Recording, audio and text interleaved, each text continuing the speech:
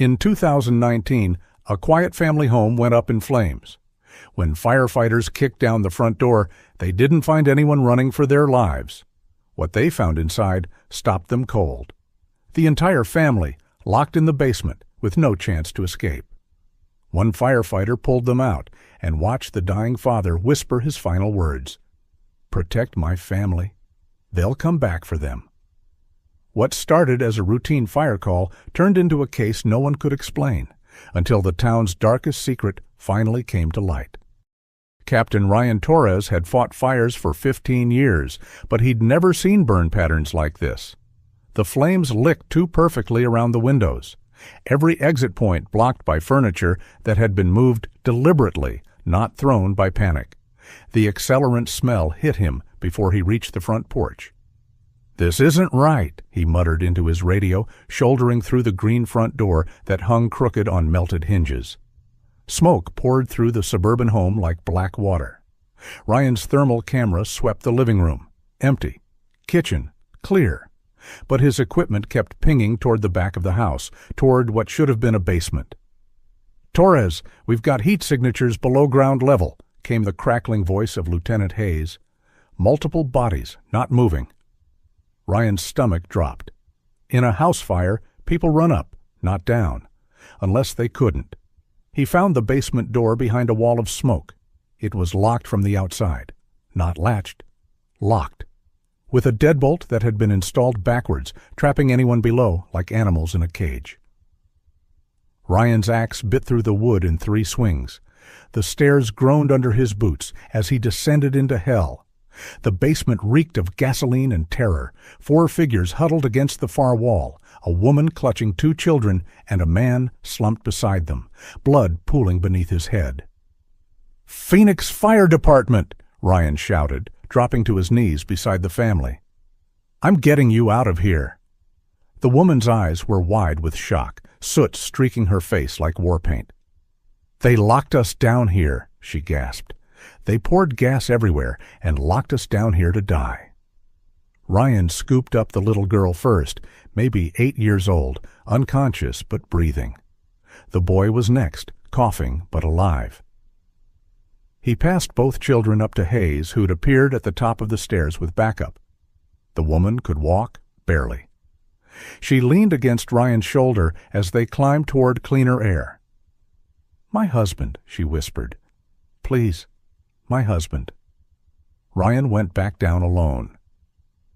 The man was FBI agent Marcus Dalton, according to the credentials scattered beside him.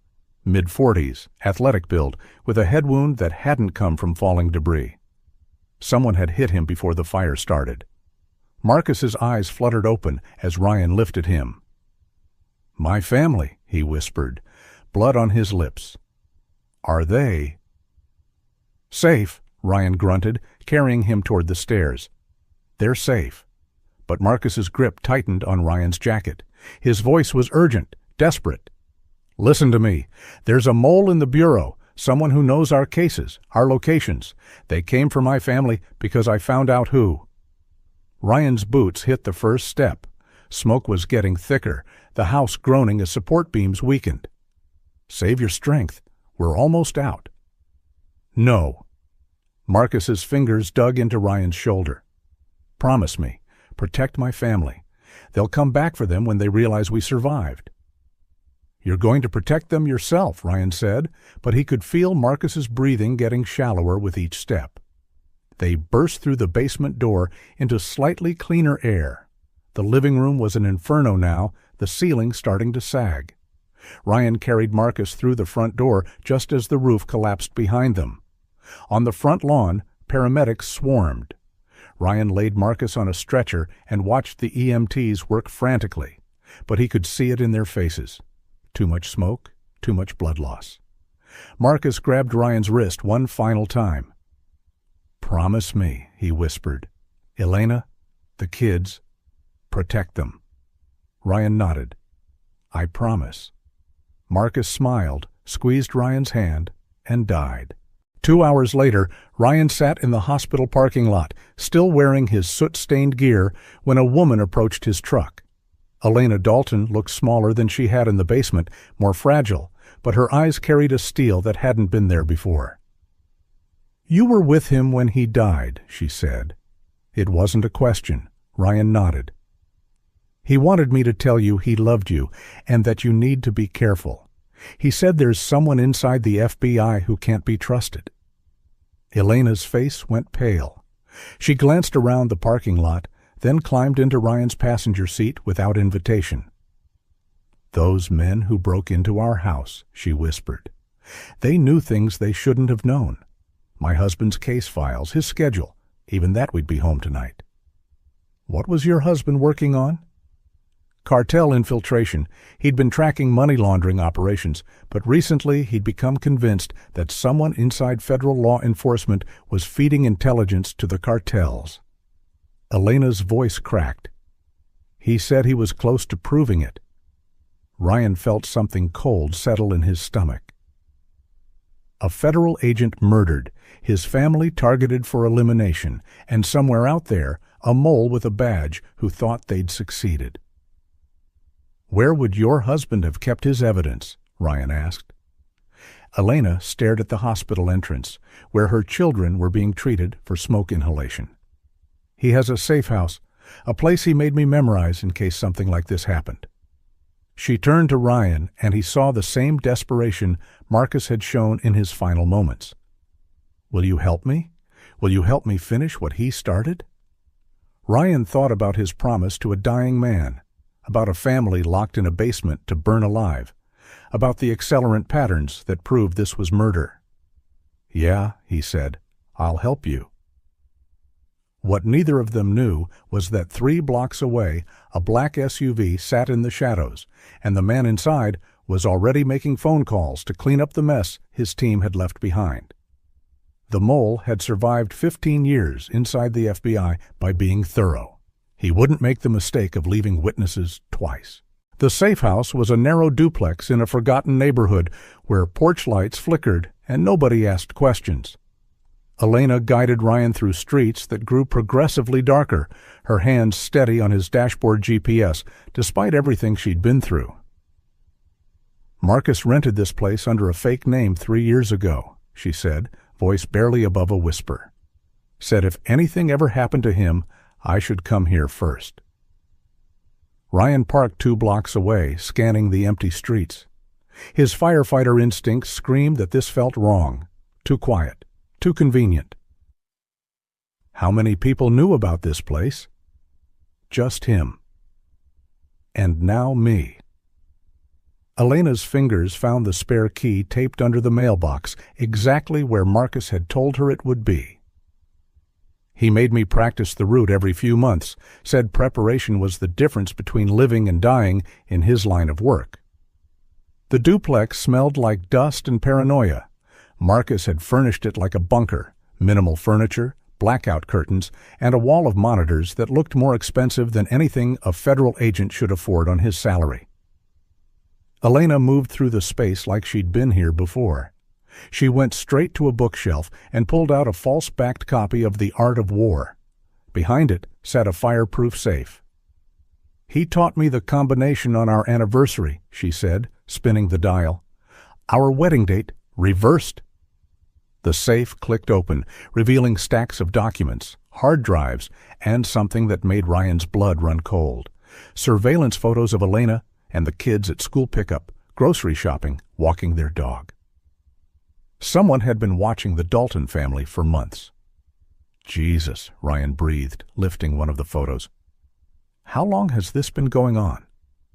Elena's face went white. "I remember this day. Sophie lost her backpack, so we went back into the school." She pointed to a timestamp on the photo. "That's 3 weeks ago." Ryan spread the surveillance photos across Marcus's desk. Different days, different locations, but always the same family routine captured by a telephoto lens. Whoever was watching them knew everything, their schedules, their habits, their vulnerabilities. "Your husband was building a case against someone," Ryan said, opening the first file folder. "Question is, who?" The documents painted a picture of methodical investigation. Bank records showing unusual wire transfers from accounts linked to Mexican cartels. federal drug seizure reports that didn't match the amounts actually taken off the streets. Communication intercepts where cartel leaders discussed law enforcement operations before they happened. And in Marcus's handwriting, scrawled across the top of one report, "How did they know we were coming?" Elena pulled out a laptop from the safe, her movements growing more confident. "Marcus taught me basic computer security, said if I ever needed to access his files, I should assume someone was watching our home internet." The laptop revealed Marcus's real investigation. For 18 months, he'd been tracking a pattern of compromised operations. Drug busts that found empty warehouses. Witness protection relocations that cartels somehow discovered within days. Federal raids that arrived at locations already stripped clean. He suspected there was a mole, but he couldn't narrow it down, Elena said, clicking through encrypted files. Too many people had access to operational intelligence. Ryan leaned over her shoulder, studying a spreadsheet that made his head spin. "How many agents are we talking about?"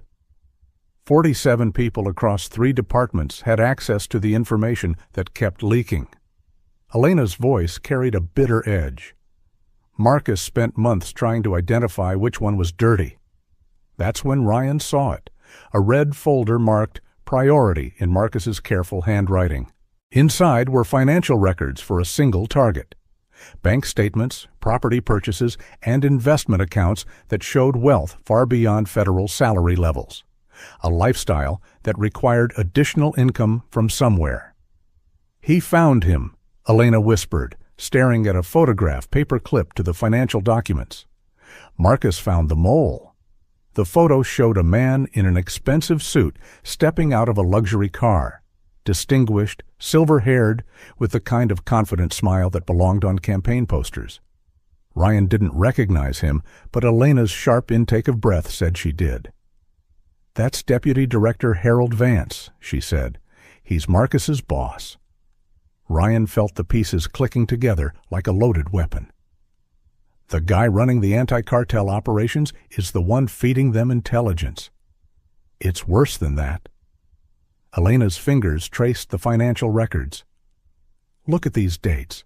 Vance has been taking cartel money for 7 years. Every major operation, every witness, every undercover agent, he's been selling it all." The laptop screen flickered, then went black.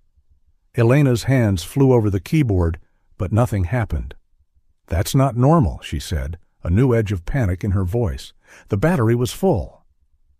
Ryan was already moving toward the window, pulling back the blackout curtain just enough to see the street. 3 black SUVs had appeared from nowhere, parked at strategic positions around the duplex. Men in tactical gear were taking positions behind the vehicles. "We need to go," Ryan said. "Now." Elena grabbed the red folder and a handful of hard drives, stuffing them into a backpack. "There's a back exit through the alley, but—" The front door exploded inward. Ryan pushed Elena toward the rear of the duplex as armed men flooded through the entrance. These weren't local police. Their gear was too expensive, their movements too coordinated.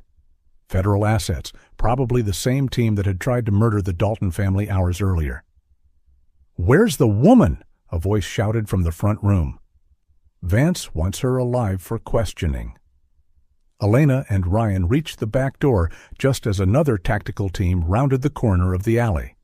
Trapped. Elena's hand went to the small of her back, where Ryan suddenly noticed the outline of a concealed weapon. "Marcus made me carry this," she whispered, producing a compact pistol. "Said I might need it someday." "Do you know how to use it?" "He trained me every weekend for 3 years." Elena's voice had gone cold, professional. "Said the day might come when his enemies became my enemies." The tactical team in the alley was advancing slowly, clearly expecting to take them without resistance. They had no idea that the widow they were hunting had been trained by one of the FBI's best agents. Elena raised the pistol with steady hands, sighted down the barrel, and fired 3 precise shots that sent the tactical team diving for cover. "Move!" she said, and Ryan followed her through the chaos of the alley, realizing that Elena Dalton was much more than a grieving widow. She was a federal agent's wife who had just declared war on the people who murdered her husband. Behind them, Deputy Director Harold Vance's cleanup team regrouped and gave chase, but they were no longer hunting helpless victims. They were hunting wolves. Elena's stolen police scanner crackled to life as they sped through Phoenix's industrial district in Ryan's pickup truck. All units, BOLO for White Ford F-150, suspects armed and extremely dangerous. They're using local PD to hunt us, Elena said, adjusting the frequency. Vance has contacts everywhere. Ryan took another sharp turn, tires screaming against asphalt. In his rearview mirror, flashing lights were gaining ground. How long before they figure out where we're headed? They already know. Elena pulled out a burner phone Marcus had stashed in the safe house. But my husband was paranoid about backup plans. We're not going where they think we're going.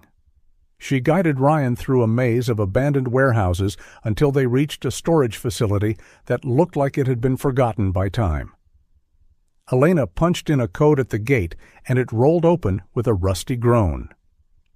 Unit 47, she said. Marcus rented this under another identity. The storage unit contained enough evidence to destroy Deputy Director Vance's entire operation: boxes of financial records, audio recordings, and, most importantly, a wall covered with photographs connected by red string like a conspiracy theorist's fever dream.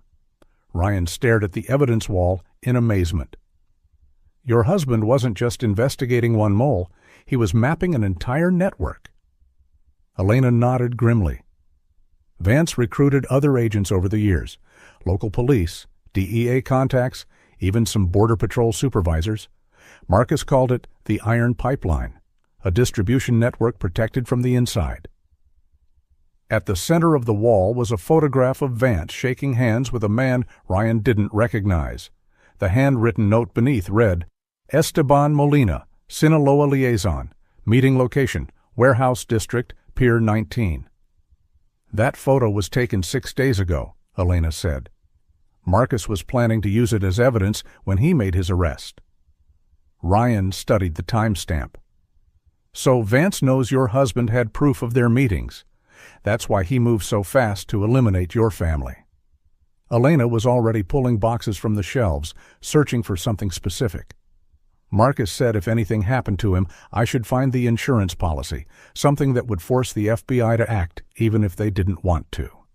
She found it in a sealed envelope marked, for Elena only, a micro SD card and a handwritten note.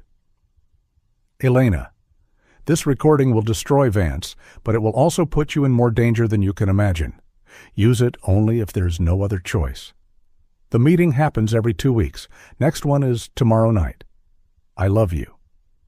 M. Ryan watched Elena slide the micro SD card into Marcus's encrypted phone. The screen flickered to life, showing a grainy video of what appeared to be a warehouse meeting. Vance's voice came through clearly. The Phoenix operation needs to be shut down. Agent Dalton is getting too close to our arrangement. The man across from him, Esteban Molina, nodded. My associates can handle the Dalton problem permanently. Make it look like a home invasion gone wrong. No, Vance replied. It needs to look like an accident. House fire, family tragedy. Dalton's been working alone on this investigation. Once he's gone, the case dies with him. Elena's hand trembled as she paused the recording. Marcus was wearing a wire. He knew they were planning to kill us. Ryan felt sick. Why didn't he arrest Vance immediately? Because Vance wasn't working alone. Elena fast-forwarded through the recording. Watch this part. The video showed Vance pulling out a list of names. These are the other agents who need to be transferred or eliminated. Anyone who might stumble onto our operation. Ryan counted at least a dozen names on the list. Jesus, how many federal agents is he planning to murder? However many it takes to protect a billion-dollar pipeline. Elena's voice had gone cold again. Marcus didn't just uncover one corrupt agent, he found an entire conspiracy that reaches into the highest levels of federal law enforcement. The storage unit's metal door suddenly rattled. Someone was trying to force the lock. Elena grabbed the SD card and Marcus's most critical files while Ryan moved toward the door, listening. Multiple footsteps, coordinated movement, the metallic sound of weapons being readied. "They tracked us," Elena whispered. "How did they track us?" Ryan's mind raced. "The scanner. They've been listening to us listen to them." The lock gave way with a sharp crack. Elena raised her pistol as tactical gear became visible through the gap, but Ryan grabbed her arm. "Wait, look at their positions." The tactical team was spreading out wrong, taking cover behind vehicles instead of advancing.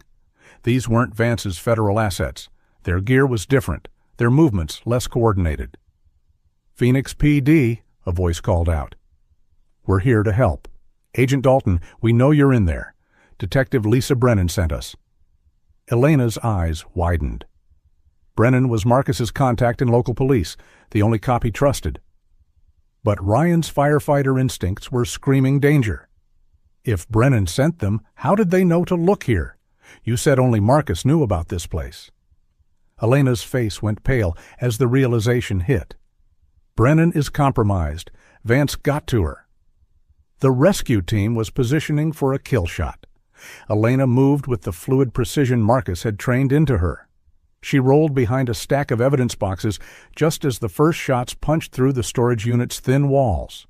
Ryan dove the opposite direction, using Marcus's evidence wall as cover.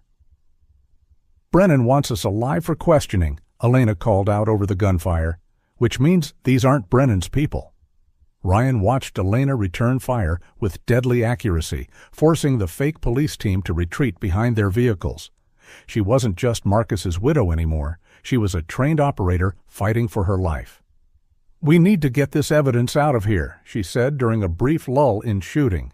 "Even if we don't survive, someone needs to expose Vance's network." Ryan looked at the boxes of documents, the recordings, the proof of a conspiracy that reached into the heart of federal law enforcement. "How do we get it past them?" Elena smiled grimly, pulling out a device Ryan didn't recognize. "Marcus taught me about contingency plans. This is a dead man's switch. If I don't check in every 12 hours, everything we found gets uploaded automatically to every major news outlet and the FBI's Internal Affairs Division." "You already uploaded it?" 3 hours ago." Elena's smile widened. "Win or lose, Harold Vance's operation ends tomorrow." The tactical team was regrouping for another assault when Ryan's radio crackled to life. "Captain Torres, this is Chief Williams. What's your 20? We've got reports of shots fired at your location. Real Phoenix Fire Department. Real backup." Elena looked at Ryan with something approaching hope. "Think they'll believe us?" Ryan keyed his radio. "Chief, we've got federal agents down and a massive corruption case that goes all the way to FBI leadership. I need you to contact Internal Affairs immediately." But even as help was coming, Ryan could see more vehicles approaching in the distance. Vance's cleanup operation was far from over. The war for Marcus Dalton's evidence was just beginning. Chief Williams arrived with half the Phoenix Fire Department and enough local police to start a small war. But as Ryan watched the response unfold, he realized they might have walked into an even bigger trap. "Which of these cops can we trust?" Elena whispered, crouched behind the evidence boxes as uniformed officers secured the storage facility. Ryan studied the faces of the responding officers, looking for the telltale signs he'd learned to recognize in 15 years of emergency response. Some looked genuinely confused by the situation. Others seemed too calm, too prepared for what should have been a chaotic scene. "About half of them," he said grimly.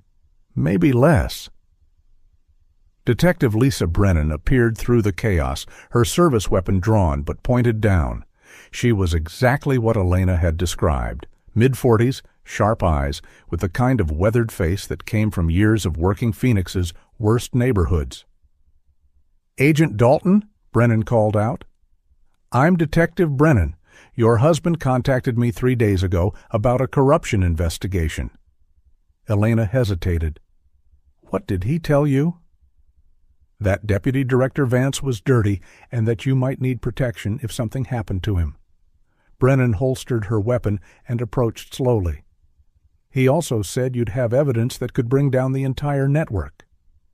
Ryan watched Elena's internal struggle. Trust could get them killed, but isolation guaranteed it. "Show me your phone," Elena said finally. Brennan looked confused, but handed over her device. Elena scrolled through the recent calls, then showed the screen to Ryan. 3 calls from Marcus's number in the past week, the last one yesterday morning. "He called you 6 hours before the attack," Elena realized. "He knew it was coming." Brennan nodded. "He said if anything happened to him, I should look for a fire that wasn't really a fire. When the call came in about your house, I knew." She gestured toward the evidence scattered around the storage unit. "This is what he was protecting, isn't it?" Elena made her decision. She pulled out the micro SD card containing Vance's recorded confession. "This is Harold Vance admitting to murder conspiracy and cartel cooperation. But it's not just him. There's a whole network of corrupted federal agents." Brennan whistled low as she examined the evidence wall Marcus had constructed. "How many people are we talking about?" "At least 15 federal agents, maybe double that in local law enforcement contacts." Ryan pointed to the network diagram Marcus had created. "Your husband wasn't just investigating one case, he was unraveling an entire criminal organization operating inside the justice system." That's when Ryan noticed something that made his blood freeze. On Marcus's evidence wall, connected to Deputy Director Vance by red string, was a photograph of Chief Williams. Elena saw it at the same time. "Brennan, we need to leave. Now." "What's wrong?" Ryan pointed to the photo. Chief Williams was shaking hands with Esteban Molina outside the same warehouse where Vance had been recorded. The timestamp showed the meeting happened 2 weeks ago. "My boss is compromised," Brennan breathed. "Jesus Christ, how deep does this go?" The answer came in the form of Chief Williams' voice over the loudspeaker. "Captain Torres, Detective Brennan, we need you to come out with your hands visible. FBI leadership is here to take custody of the evidence." Through the storage unit's small window, Ryan could see black SUVs arriving. Federal agents in tactical gear were taking positions alongside the local police, but their body language was all wrong. Instead of investigating a crime scene, they were setting up a perimeter to contain it. "That's not FBI internal affairs," Elena said, recognizing some of the faces. "Those are Vance's people." Brennan was already moving, grabbing handfuls of Marcus's evidence files. "There's a service tunnel that runs under this facility. Maintenance access from the old irrigation system. We can get out through the adjacent property." "What about all this evidence?" Ryan gestured to the boxes of documents that could bring down Vance's entire network. Elena held up her encrypted phone. "The digital copies are already uploaded to the Dead Man's Switch, but we need the originals to prove they weren't fabricated." She grabbed the most critical files and hard drives. "Everything else we leave behind." Brennan led them through a hidden panel in the storage unit's back wall. The service tunnel was narrow and dark, smelling of rust and decades of accumulated desert dust. They crawled single file through the cramped space while muffled voices echoed from the storage facility above. "Torres, Brennan, we know you're in there. Come out and nobody gets hurt." But Ryan could hear Chief Williams coordinating with the federal agents, discussing cleanup protocols and evidence containment. They weren't planning arrests. They were planning executions. The tunnel opened into an abandoned maintenance building on the adjacent property. Brennan kicked out a rusted grate, and they emerged into the Phoenix night air just as the first explosions rocked the storage facility behind them.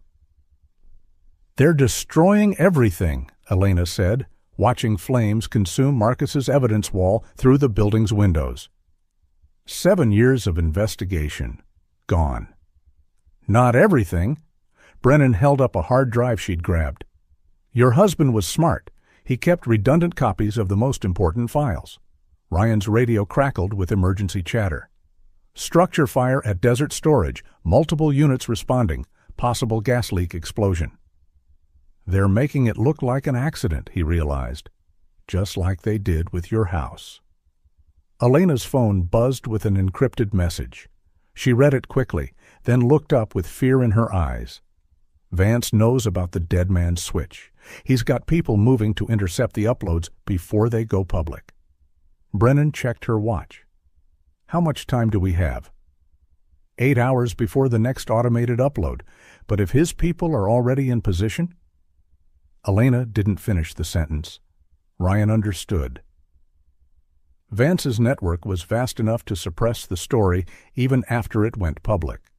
News outlets could be pressured, federal agencies could claim national security, and the evidence could disappear into the same black hole that had swallowed other inconvenient truths. "We need to force his hand," Ryan said. "Make him react instead of controlling the situation." "How?" Elena smiled grimly, pulling out a second phone. Not Marcus's encrypted device, but a simple burner with a Phoenix area code. "By doing something he won't expect. Instead of hiding from his people, we're going to walk right into the middle of them."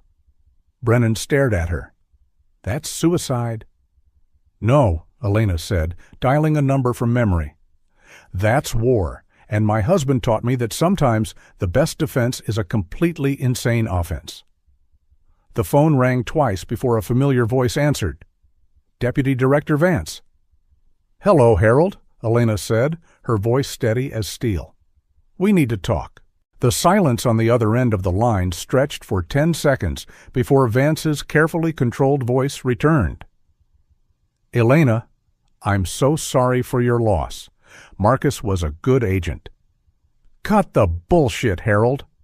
Elena's voice carried the cold fury of a woman who had nothing left to lose.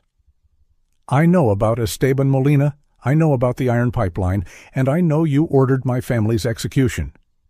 Ryan watched Elena pace in the abandoned maintenance building, her tactical training taking over as she prepared for psychological warfare. "I think grief is making you paranoid," Vance replied smoothly. "You've been through a terrible trauma. Let me send some people to help you." "The same people who tried to burn my children alive?" Elena cut him off. "I have the recording, Harold. Your voice, planning Marcus's murder with your cartel friends." The silence was longer this time. When Vance spoke again, his mask had slipped just enough to reveal the predator underneath. "What do you want?"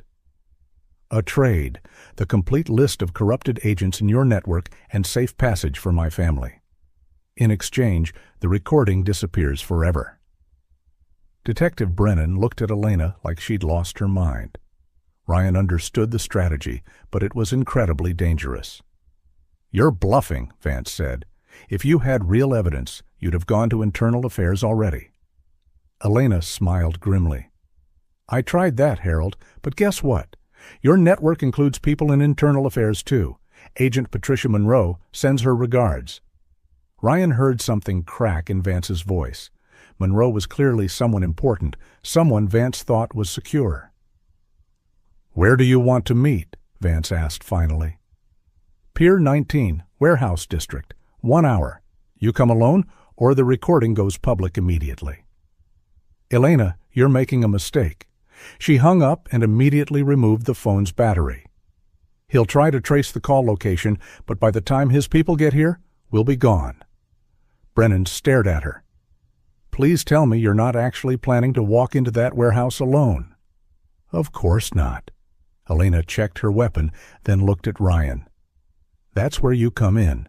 Marcus trained me for tactical operations, but I need someone who understands building layouts, exit strategies, and emergency response." Ryan felt the weight of his promise to Marcus settling on his shoulders. "What's the real plan?" "Vance will bring a kill team to Pier 19, planning to eliminate us and recover the evidence. But he doesn't know we've already uploaded everything to the dead man's switch."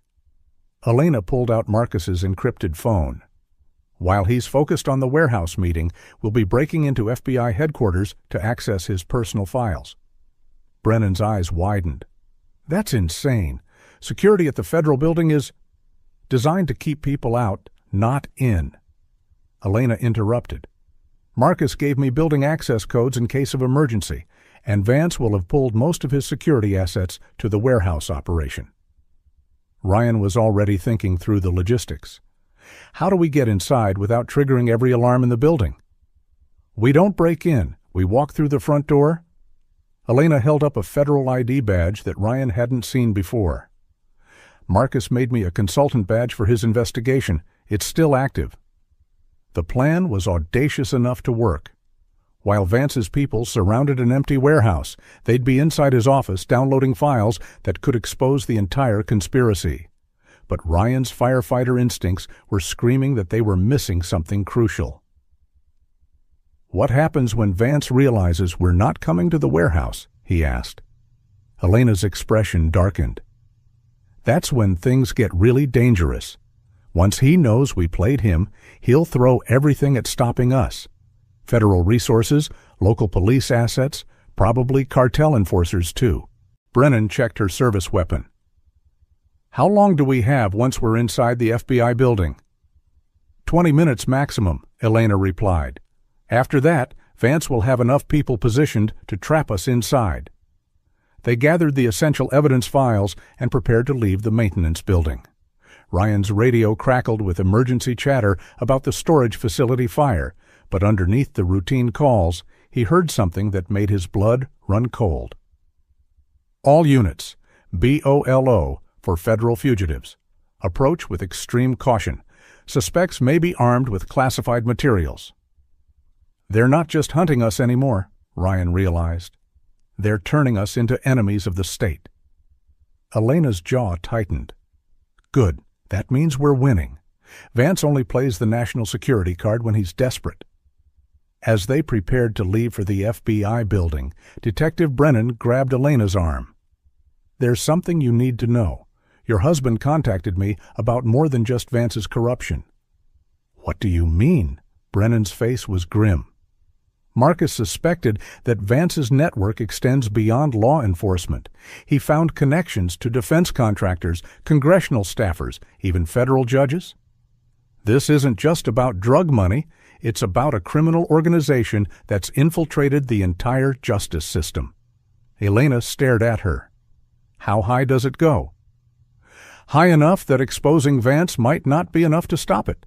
We could cut off one head, and two more could grow back." Ryan felt the scope of what they were facing settle like lead in his stomach. They weren't just fighting a corrupt FBI deputy director. They were taking on a conspiracy that reached into the highest levels of government.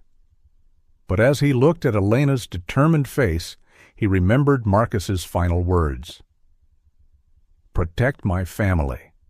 Sometimes protection meant more than just keeping them alive. Sometimes it meant ensuring the world was safe enough for them to live in. "Then we'd better make sure we get everything," Ryan said. "Not just Vance's files, everything connected to his network." Elena nodded grimly.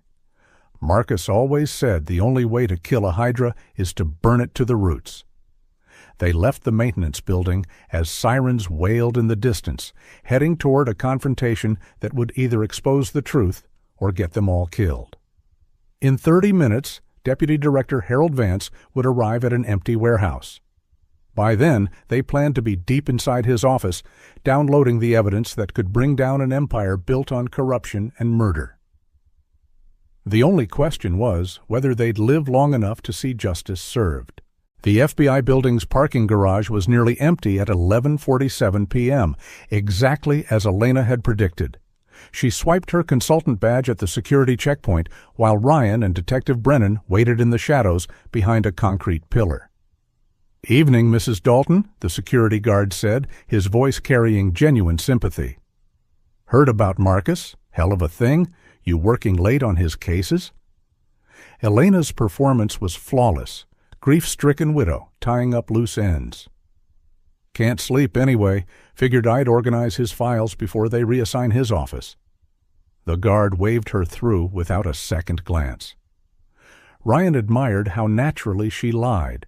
Marcus had trained her well for operations that required deception. They took the elevator to the 7th floor in tense silence. Elena's hands were steady as she unlocked Marcus's office, but Ryan could see the emotional weight hitting her as they entered the space where her husband had worked his final case.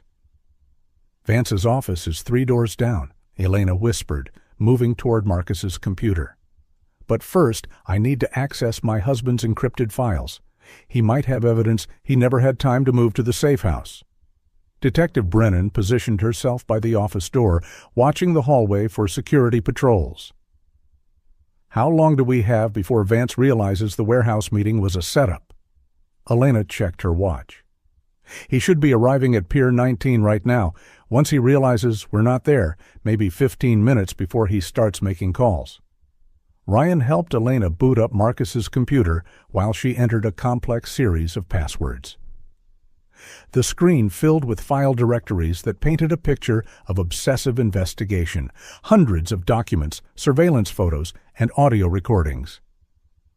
"Jesus," Ryan breathed, looking at folder names like Congressional Connections and Judicial Compromises. "Your husband wasn't just investigating Vance's network, he was mapping the entire shadow government." Elena opened a file labeled Iron Pipeline, Final Analysis. The document revealed the true scope of the conspiracy. Vance's operation wasn't just about protecting cartel drug shipments, it was about moving money, weapons, and people through corrupted government channels. "Look at this," Elena said, pointing to a financial flowchart. "The cartels aren't just paying bribes, they're funding legitimate businesses, political campaigns, even federal law enforcement equipment contracts." Brennan left her post by the door to examine the evidence. "These companies, I recognize some of these names. They're major government contractors." The computer screen showed a web of interconnected corruption that reached into every level of American law enforcement. Local police departments buying equipment from cartel-funded companies.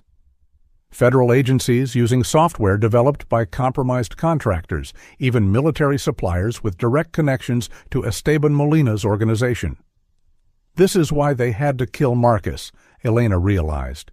He didn't just find one dirty agent, he found proof that the entire system has been compromised. That's when Ryan heard it. Footsteps in the hallway, moving with the deliberate pace of someone who belonged in the building. Multiple sets of feet, all heading toward their location. "They're here," he whispered. Elena's fingers flew over the keyboard, copying files to a portable drive. "Almost done. Just need Vance's personal communications dash." The lights went out. Emergency lighting kicked in a second later, bathing the hallway in red. Through the office windows, Ryan could see tactical teams taking positions in the parking garage below. "Brennan," Elena called out.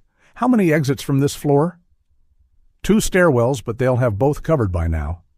Brennan's voice was tight with controlled fear. "We're trapped." Elena grabbed Marcus's portable drive and headed for the door. "Not if we go up instead of down." She led them toward a maintenance access door at the end of the hallway. "Marcus showed me this during one of his security briefings. There's roof access through the mechanical room." The maintenance area was a maze of pipes and electrical conduits. Elena moved through it with confidence, following a route Marcus had obviously drilled into her. Ryan could hear boots on the stairs below. Vance's people were sweeping the building floor by floor. They reached the roof access just as Ryan's radio crackled to life with a voice he recognized. Chief Williams, coordinating with federal agents. "Building is secure. Suspects are contained on floors 6 through 8. Begin systematic search." "Your boss is here," Ryan told Brennan grimly. "Former boss," she corrected. "I'm done taking orders from corrupted authority." The roof of the FBI building offered a commanding view of downtown Phoenix, but no obvious escape route. Elena moved toward a section of the roof that bordered the adjacent office building. "There," she said, pointing to a gap of maybe 8 feet between buildings. "Marcus and I practiced this route during emergency drills." Ryan looked at the gap, then at the 7-story drop to the street below. "You practiced jumping between federal buildings?" "Counterterrorism training includes escape and evasion scenarios." Elena secured the evidence drive in her jacket pocket. The question is whether you trust me enough to follow." Before Ryan could answer, the roof access door behind them exploded open. Federal agents in tactical gear poured through, weapons raised, flashlights cutting through the darkness. "Elena Dalton, this is Deputy Director Vance. You're surrounded. Surrender the stolen materials immediately." Vance emerged from behind his tactical team, no longer bothering with his polished federal executive facade. His voice carried the cold authority of someone accustomed to absolute power. "Your husband was a traitor, Elena. He was selling federal intelligence to cartel contacts. The evidence you think you have is fabricated." Elena turned to face him, her own weapon drawn, but not yet aimed. "That's a good story, Harold. Almost believable. Except I have recordings of you admitting to murder conspiracy." "Recordings can be altered. Digital evidence can be manufactured." Vance stepped closer, his tactical team maintaining formation. "But you're about to become a footnote in a classified report about domestic terrorism." Ryan realized what was happening. Vance wasn't planning to arrest them. He was planning to execute them and blame it on resisting federal agents during a terrorism investigation. "Elena," Ryan said quietly, his eyes on the gap between buildings. "Time to go?" She smiled grimly, raised her weapon toward Vance's position, and fired 3 shots that sent the tactical team diving for cover. Then she ran toward the edge of the roof. Ryan and Brennan followed, their boots pounding across the rooftop as automatic weapons fire erupted behind them. Elena reached the building's edge and leaped without hesitation, her body flying through the night air toward the adjacent office building. She landed hard, rolled, and came up firing suppressing shots back toward the FBI building. Brennan went next, her police training evident in the way she controlled her landing, and immediately took cover. Ryan was about to jump when a bullet cracked past his ear. He turned to see Vance personally taking aim with a sniper rifle. "You made a promise to a dead man," Vance called out. "Time to join him." Ryan dove off the roof just as Vance's shot split the air where his head had been. He hit the adjacent building harder than Elena had, his shoulder screaming as he rolled across the rooftop. But he was alive, and they still had the evidence that could bring down Vance's entire network. "This way," Elena said, helping him to his feet. "There's a fire escape on the north side." As they descended toward the street, Ryan could see the scope of Vance's response. Federal vehicles, local police units, even unmarked SUVs that probably contained cartel enforcers. The entire downtown area was being locked down. "How do we get past all this?" Brennan asked, looking at the coordination between supposedly separate law enforcement agencies. Elena checked her phone, then smiled grimly. "We don't run from them. We run toward them." Ryan stared at her. "What do you mean?" "The dead man's switch activates in 3 hours. All we have to do is stay alive long enough for Marcus's evidence to go public." She pointed toward the most heavily secured building in their line of sight. "And the safest place to hide from corrupted federal agents is inside a building full of honest ones." Ryan followed her gaze to the imposing structure 6 blocks away.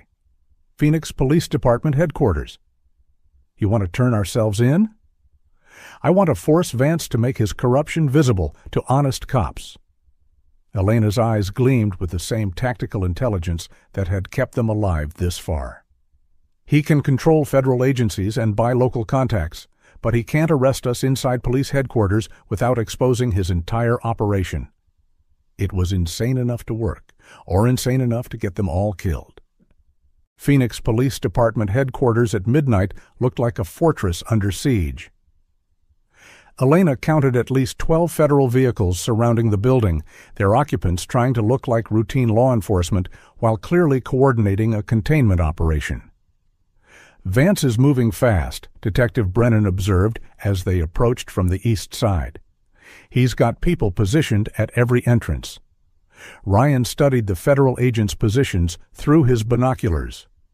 "They're not trying to arrest us anymore.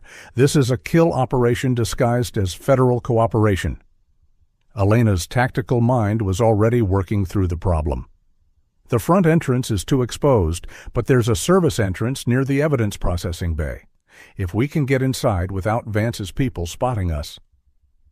They moved through the shadows of downtown Phoenix, using construction barriers and parked vehicles as cover. Elena's federal training showed in every movement.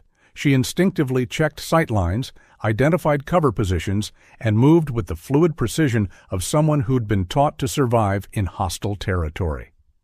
"There," she whispered, pointing to a loading dock where 2 Phoenix PD officers were processing evidence from the day shift. "Those are honest cops. I can tell by their body language. They're not part of Vance's network."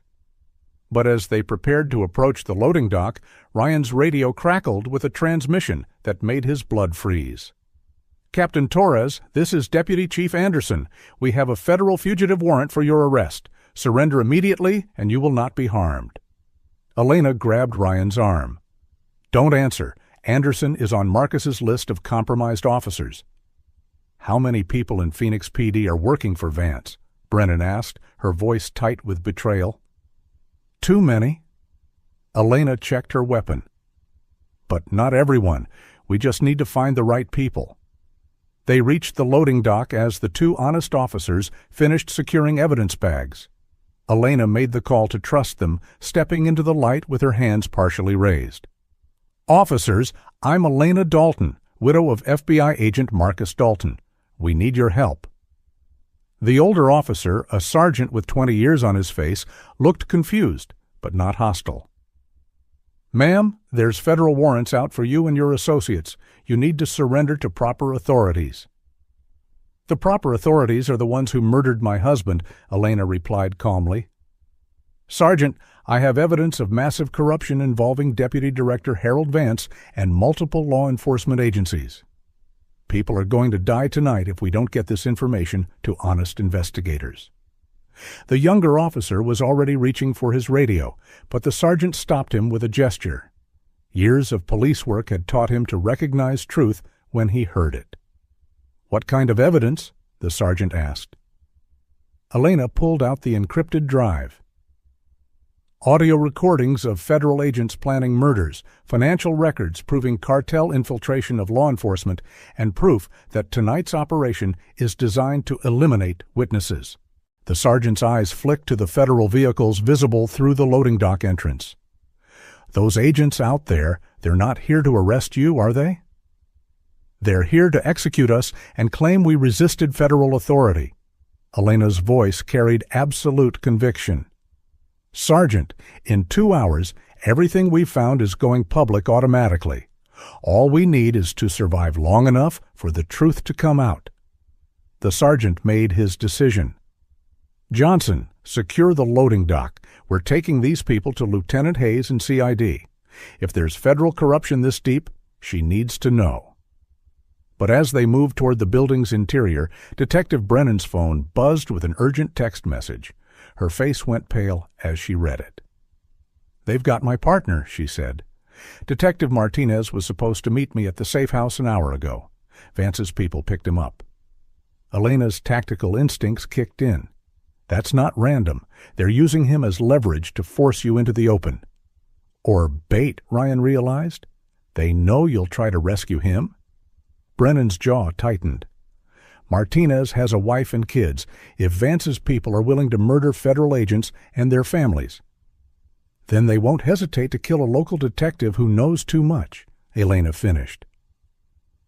They reached Lieutenant Hayes' office to find a woman in her 40s with the kind of sharp intelligence that had probably saved her from Vance's recruitment efforts. Elena quickly explained the situation while Hayes examined the evidence drive. "This is above my pay grade," Hayes said after reviewing the financial records. "But if what you're saying is true, we've got federal agents planning murders inside my jurisdiction." That's when the lights went out. Emergency power kicked in immediately, but through the office windows they could see federal tactical teams surrounding the building. Vance had abandoned any pretense of cooperation. This was now an open assault on Phoenix Police Department headquarters. "All units, we have federal agents attempting unauthorized entry," Hayes announced over the radio. This is not a joint operation. Treat as hostile until proper warrants are presented." Elena checked her weapon and moved toward the window. "He's forcing a confrontation between federal agents and local police. When the shooting starts, he'll claim we used Phoenix PD as human shields." Ryan watched the tactical teams positioning for entry. "How many honest cops are in this building?" "About 60%, Hayes replied grimly. "The other 40% will follow federal orders without question." Elena's phone buzzed with an incoming call. The display showed Deputy Director Vance's number. "He wants to negotiate," Elena said, but her finger hovered over the answer button. "Don't," Ryan warned. "Whatever he's offering is a trap."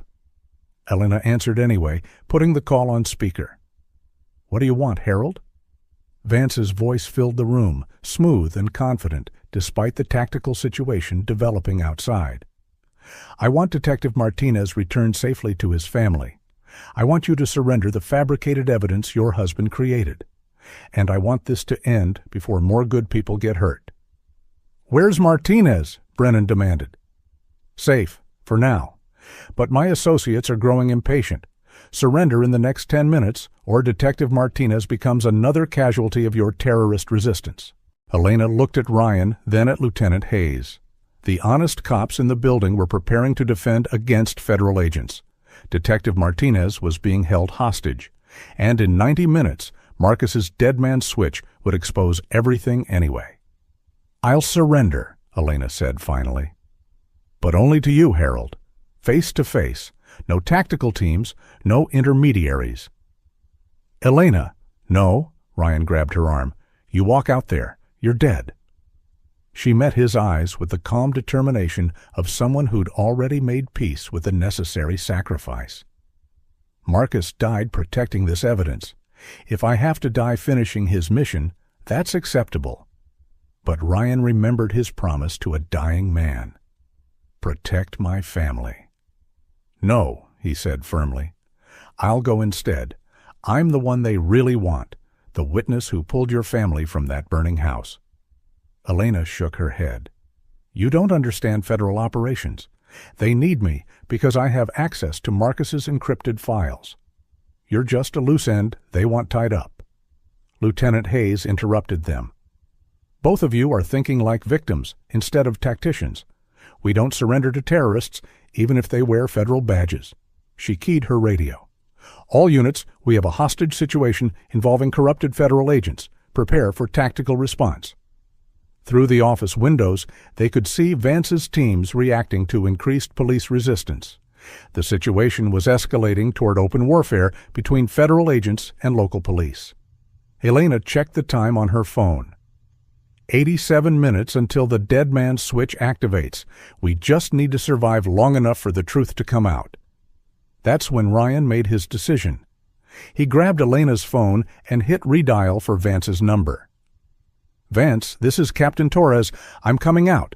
Elena Dalton stays inside with the evidence, and you release Detective Martinez. Take me instead." "Ryan, no!" Elena lunged for the phone, but Ryan stepped away. "1 hour, Harold.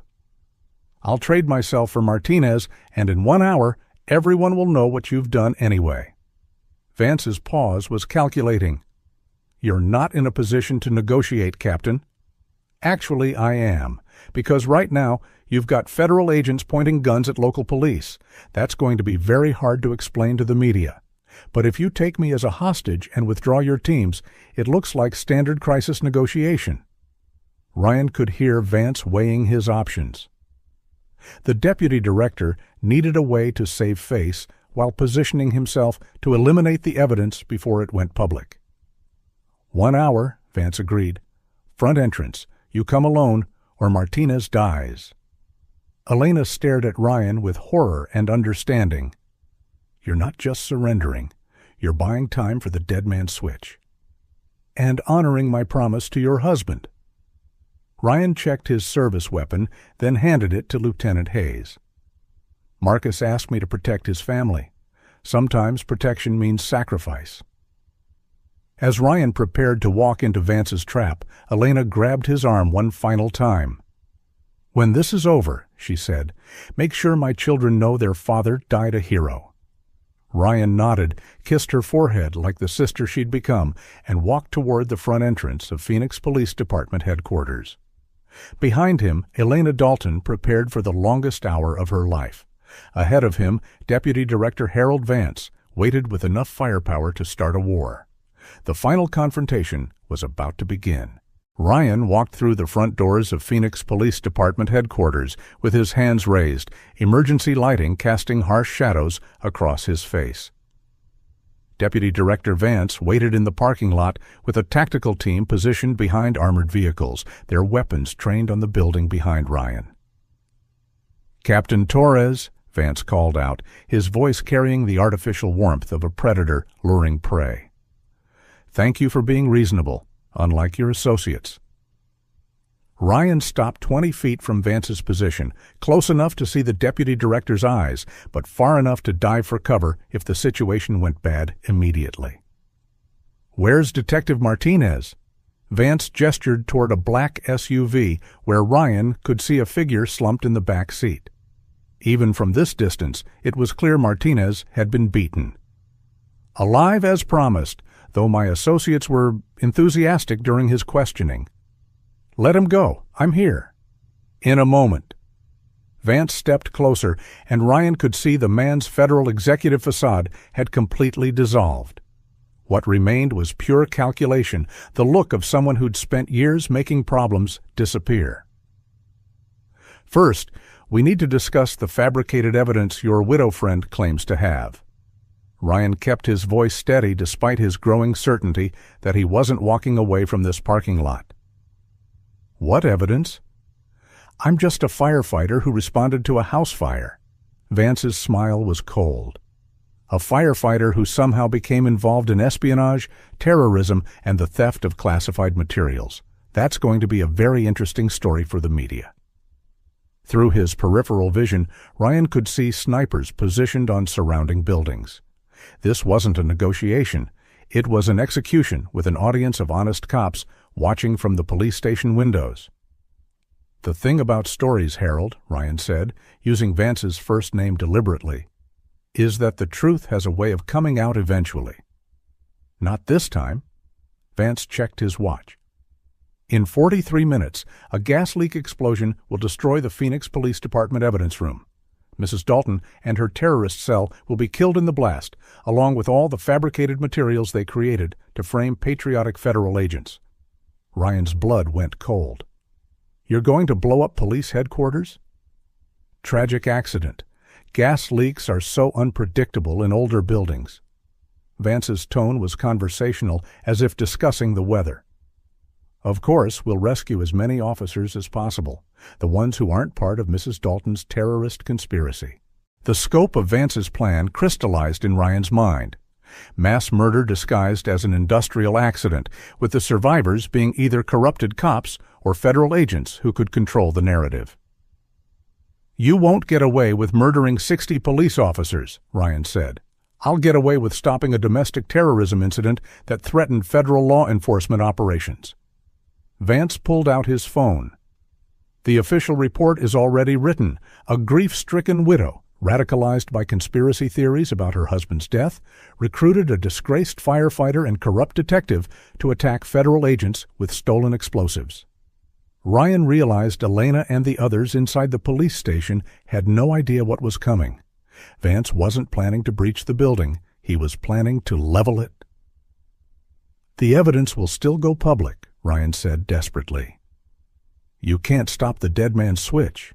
Vance laughed, a sound devoid of humor. "What dead man's switch? Agent Dalton's paranoid fantasy about automatic uploads? My technical people disabled that system hours ago. Every computer connected to his encryption network has been compromised." Ryan felt hope drain from his chest like blood from a wound. Marcus's final protection for his family had been neutralized before the game even began. "You see, Captain Torres, this is what happens when amateurs try to play games with professionals." Vance gestured toward his tactical team.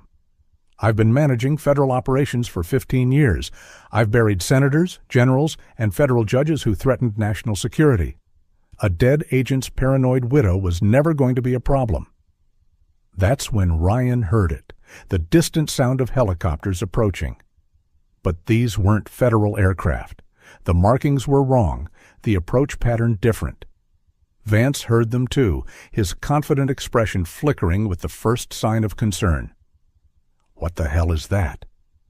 The helicopters came in fast and low. News crews, Channel 7, Channel 12, even a national network feed. Their searchlights illuminated the parking lot like a movie set, and Ryan could see camera operators broadcasting live footage of the standoff. "Impossible," Vance breathed, speaking into his radio. How did media get word of this operation? Elena's voice came from a bullhorn inside the police station, amplified and crystal clear. Deputy Director Harold Vance is holding Phoenix Fire Captain Ryan Torres at gunpoint in the parking lot of police headquarters. We have transmitted evidence of federal corruption to every major news outlet in the country. The American people are watching. Ryan smiled despite his desperate situation. Elena had outplayed Vance using the one weapon the deputy director couldn't control: public exposure. The dead man's switch wasn't digital, Ryan realized. It was human. Vance's face contorted with rage. "You think media attention will save you? I'll claim you're armed, that you threatened federal agents. With news helicopters broadcasting live?" Ryan gestured toward the cameras focused on them. Kind of hard to edit reality when it's streaming to millions of people. But Vance's tactical training kicked in. He grabbed Ryan's arm and pressed a pistol against his temple, using him as a human shield while retreating toward the armored vehicles. "All units, we have a terrorist with federal hostages," Vance announced over his radio. "Prepare for tactical response." Ryan felt the cold metal against his skull and realized Vance was still planning to salvage the situation. Kill Ryan on live television, claim self-defense, and use the chaos to eliminate Elena and the evidence inside the police station. "Elena!" Ryan shouted toward the building. "The gas explosion!" "He's planning to—" Vance slammed the pistol against Ryan's head, cutting off his warning. Blood ran down Ryan's face as his vision blurred, but he'd gotten enough of the message out. Through the police station windows, he could see movement as officers began evacuating the building. Elena had heard his warning, but Vance still had one card left to play. He keyed his radio with a code phrase Ryan didn't recognize. "Lighthouse Protocol, immediate execution." Across the parking lot, Ryan saw corrupted Phoenix PD officers drawing weapons on their honest colleagues. The evacuation turned into chaos as gunfire erupted inside the police station. Elena was trapped in a building full of people trying to kill her, while Ryan was about to be executed on live television by a federal agent who thought he could murder his way out of exposure. "Any last words, Captain?" Vance whispered in Ryan's ear. Ryan looked directly into the closest news camera, blood streaming down his face, and spoke clearly enough for every microphone to pick up his words. "Elena Dalton is a hero. Her husband was murdered for investigating corruption, and Deputy Director Harold Vance is about to kill me to cover up federal crimes." Vance's finger tightened on the trigger, but before he could fire, a shot rang out from the police station roof. Detective Lisa Brennan's sniper rifle had found its mark. Vance stumbled backward, his shoulder exploding in blood, the pistol spinning away across the asphalt. Ryan rolled away as Vance's tactical team opened fire on the police station. But now they were shooting at a building surrounded by news helicopters, their every action broadcast live to the nation. The war Elena had declared was no longer happening in shadows. It was happening under the brightest spotlight in America. The gunfight in Phoenix Police Department headquarters was being broadcast live to 12 million viewers as Elena Dalton moved through the chaos like a ghost with a gun. She'd memorized the building layout during her husband's security briefings, and now that knowledge was keeping her alive as corrupted cops hunted her through hallways filled with tear gas and emergency lighting. "Brennan, where are you?" Elena whispered into her radio, pressing herself against a wall as footsteps echoed from the stairwell. Third floor, evidence room. I've got Martinez. He's alive, but hurt bad. Detective Brennan's voice was tight with concentration. How many of our own people are trying to kill us? Elena counted muzzle flashes through the smoke. At least 8, maybe more. They're coordinated. This was planned. Outside, news helicopters circled like mechanical vultures while Ryan fought for his life in the parking lot. Elena could see him through the windows, using Vance's wounded condition to break free from the tactical team's formation. But the deputy director wasn't finished. Even bleeding from Brennan's shot, Vance was coordinating his people with the cold efficiency of a career federal operative. All units, the building is compromised. Vance's amplified voice carried over the gunfire. We have domestic terrorists using Phoenix PD as a base of operations. Authorization to use deadly force on all targets. Elena realized what he was doing. Turn the honest cops into casualties, claim the corrupted ones were defending themselves, and use the media coverage to justify whatever level of violence was necessary to eliminate the evidence. She keyed her radio to the emergency frequency every news crew would be monitoring. This is Elena Dalton inside Phoenix Police Headquarters. Deputy Director Harold Vance has corrupted federal agents and local police officers attempting to murder honest law enforcement. We have evidence of a criminal conspiracy reaching the highest levels of government. Her transmission was interrupted by automatic weapons fire that chewed through the wall 6 inches from her head. Elena rolled behind a concrete pillar as 2 men in Phoenix PD uniforms advanced down the hallway. But these weren't the cops she'd met earlier. Their movements were too professional, their gear too expensive. Vance's federal assets wearing stolen uniforms. Elena's training kicked in. She waited until they passed her position, then put 2 precise shots into the first man's center mass. The second spun toward her, but Elena was already moving, using the hallway's geometry to stay ahead of his aim. The federal asset's mistake was assuming he was hunting a grieving widow instead of a woman trained by one of the FBI's best agents. Elena's third shot dropped him beside his partner. "Evidence room now," she said into her radio, grabbing the fake officer's weapons and ammunition. "We need to get Martinez out before Vance brings the whole building down." She reached the evidence room to find Detective Brennan had turned it into a makeshift field hospital. Detective Martinez was conscious, but barely, his face a mass of bruises from Vance's questioning. "Can you move?" Elena asked, checking his pupils for signs of serious head trauma. Martinez nodded weakly. "Bastards wanted to know about federal informants in Phoenix PD. Beat me for 2 hours when I told them to go to hell." "Good man." Elena helped him to his feet. "Now we need to get you somewhere safe before—" The building shook with a low rumble that had nothing to do with gunfire. Elena's blood froze as she recognized the sound. Controlled demolition charges, the kind used in professional building destruction. He's not waiting for a gas explosion, she realized. Vance is bringing the building down right now. Brennan grabbed Elena's arm. "How long do we have?" Elena's mind raced through what she knew about federal demolition protocols. Minutes? Maybe less. He's going to claim we had explosives, that we triggered them during the firefight. Through the evidence room windows, she could see the news helicopters pulling back to a safe distance. Their cameras would capture the building's destruction, but the only witnesses to what really happened would be buried in the rubble. "There's a way out," Martinez said, struggling to focus through his injuries. "Old tunnel system from the 1960s. Connects to the courthouse basement. Built during the Cold War for emergency evacuation." Elena stared at him. "Where's the entrance?" "Sub-basement, but it's behind locked doors that require authorization codes." "My husband gave me authorization codes for federal buildings," Elena said, hope flickering in her chest. "Emergency access in case of terrorist threats." They made their way toward the sub-basement as the building continued to shake with small explosions.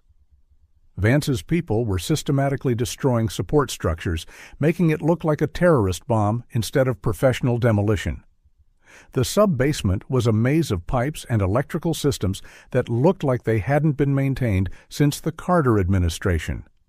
But Martinez led them to a section of wall that looked different. Newer concrete, hidden hinges. Elena entered Marcus's emergency codes into a keypad hidden behind a false panel. The wall swung open, revealing a tunnel that stretched into darkness. Marcus knew about this, Elena realized. He gave me these codes in case I ever needed to escape federal pursuit. They entered the tunnel as the building above them began its final collapse. Elena could hear massive chunks of concrete hitting the floors above, the screams of people trapped in the destruction. But they weren't the only ones in the tunnel. Flashlight beams cut through the darkness ahead of them, and Elena recognized the tactical movement of Vance's team. The deputy director had anticipated their escape route. He knew about the tunnel, Brennan breathed. How did he know? Elena's mind supplied the terrible answer. Because my husband wasn't the only federal agent who had those codes. Vance has been planning this for months. They were trapped in a narrow underground passage with federal killers ahead of them and a collapsing building behind them. But Elena Dalton had one advantage Vance hadn't calculated. She was fighting for her children's future, and that made her more dangerous than any federal training could prepare for.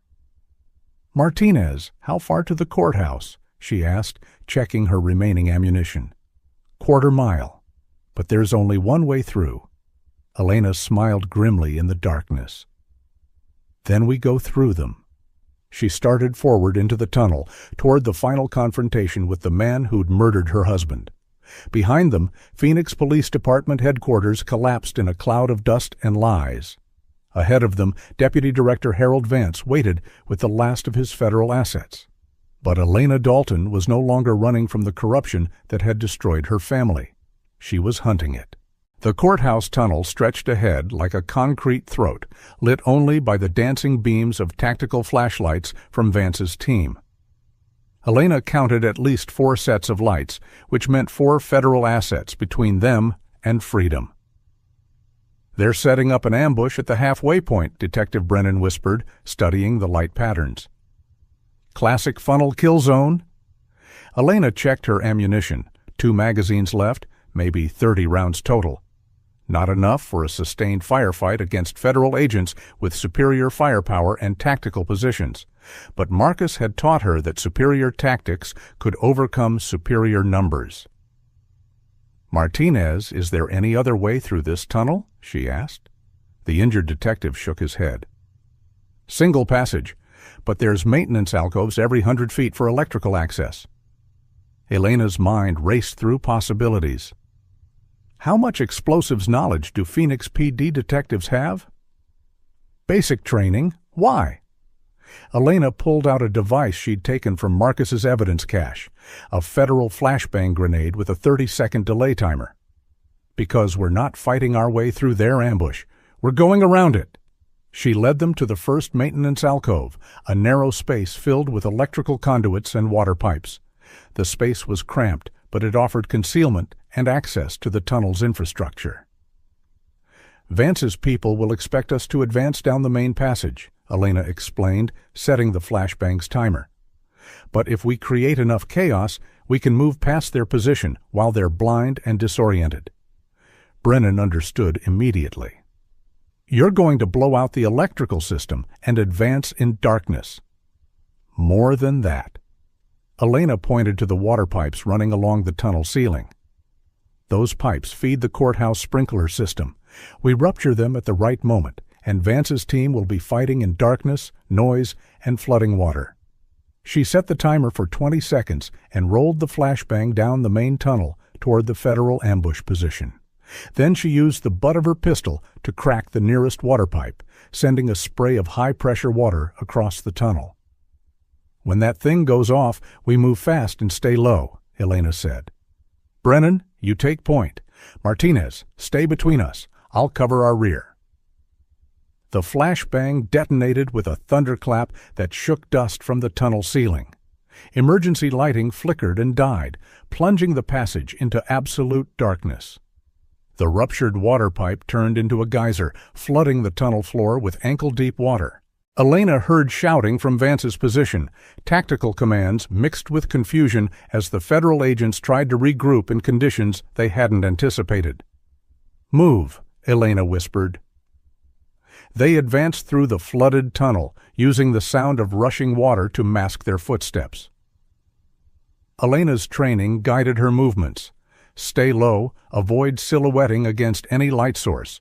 Trust your teammates to watch their assigned sectors. They were 50 feet past the ambush position when Elena heard Vance's voice, amplified by the tunnel acoustics. "Mrs. Dalton, this is pointless. The building is gone. The evidence is destroyed.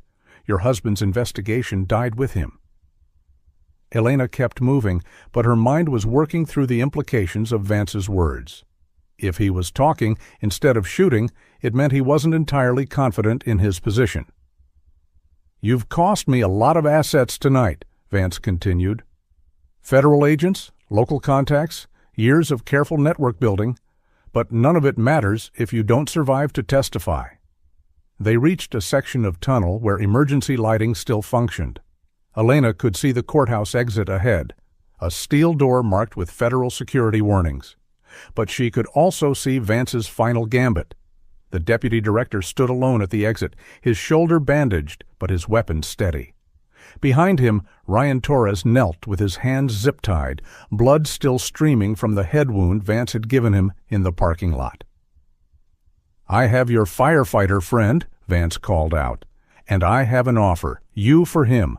The evidence dies, my network survives, and Captain Torres gets to go home to whatever family he has left." Elena felt Brennan tense beside her, ready to take the shot. But the angle was wrong. Any bullet that hit Vance might pass through and kill Ryan. "What's it going to be, Mrs. Dalton? Your life for his?" Elena stepped into the light, her weapon trained on Vance's center mass. "Here's my counteroffer, Harold. You let Ryan go, and I don't kill you where you stand." Vance laughed, the sound echoing off tunnel walls. "You're not in a position to negotiate. I have superior firepower, superior position, and superior training." "You're right about one thing," Elena said, stepping closer. "You do have superior training, federal anti-terrorism protocols, crisis management, even psychological warfare techniques." She moved with deliberate precision, closing the distance while keeping her weapon aimed. "But there's one thing Marcus taught me that your federal training never covered." "What's that?" Elena's smile was cold as winter steel. "Never underestimate a mother protecting her children." She dove sideways just as Detective Brennan's sniper shot split the air where her head had been, but Elena wasn't the target. Brennan had been waiting for Elena to create the angle she needed. Vance spun toward Brennan's position, his weapon tracking toward the new threat. But Elena was already moving, her tactical training combining with maternal fury to create something deadlier than any federal operative. Her first shot took Vance in the leg, dropping him to one knee. Her second shot shattered his weapon hand, sending his pistol spinning across the tunnel floor. Elena stood over the deputy director who had ordered her family's execution, her weapon aimed at his head. "My husband spent 3 years investigating your network," she said, her voice steady as a judge pronouncing sentence. "He found evidence of corruption reaching into the highest levels of government. He died trying to protect the American people from criminals wearing federal badges." Vance looked up at her with eyes full of calculation and zero remorse. "You think killing me will change anything? I'm replaceable. The network is bigger than one man." "I'm not going to kill you, Harold." Elena stepped back, lowering her weapon slightly. "I'm going to do something much worse." She pulled out her phone and showed Vance the screen. It displayed a live video feed, news cameras broadcasting from the courthouse steps above them. "For the past 10 minutes, every word you've said has been transmitted to those news crews. Your confession about destroying evidence, your admission of running a criminal network, your threats to murder federal witnesses." Vance's face went pale as he realized the scope of his exposure. You see, the dead man's switch wasn't just about uploading files, Elena continued. It was about making sure your crimes were witnessed by the American people in real time. Detective Martinez stepped forward, producing a pair of handcuffs despite his injuries.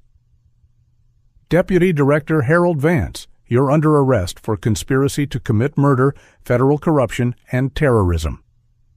As Martinez read Vance his rights, Elena cut Ryan's zip ties and helped him to his feet. You kept your promise, Ryan said, his voice hoarse from the night's violence. Elena looked at the man who'd risked everything to honor a dying husband's final words. We both did. They emerged from the courthouse tunnel to find a scene that would dominate news cycles for months. Federal agents in tactical gear surrendering to local police.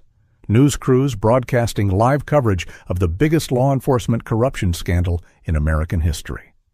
And in the distance, the smoking ruins of Phoenix Police Department headquarters.